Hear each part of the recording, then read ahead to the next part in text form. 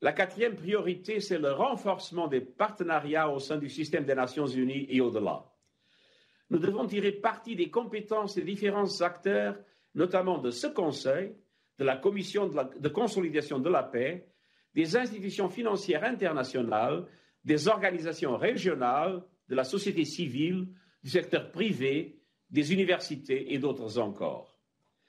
Le mécanisme de sécurité climatique qui réunit le département des affaires politiques et de la consolidation de la paix, le programme des Nations Unies pour le développement et le programme des Nations Unies pour l'environnement constituent un modèle pour ce type de collaboration au sein du système des Nations Unies.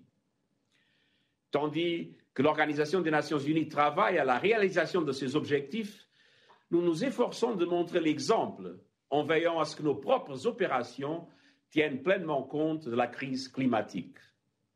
Nous œuvrons afin de nous assurer que nos stratégies de médiation, nos analyses et nos rapports, y compris à l'intention du Conseil de sécurité, prennent systématiquement en compte les risques climatiques.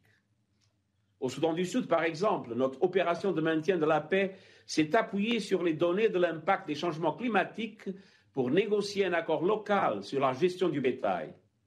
Au Yémen, le Fonds pour la consolidation de la paix a soutenu l'action visant à restaurer et à renforcer les structures locales de gouvernance de l'eau, atténuant ainsi les tensions intercommunautaires.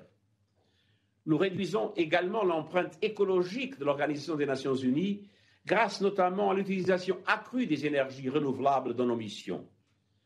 Monsieur le Président, la crise climatique est le défi multilatéral de notre époque. Elle a déjà des répercussions sur tous les domaines de l'activité humaine. Surmonter cette crise requiert une coordination et une coopération d'une envergure encore inédite à l'échelle mondiale.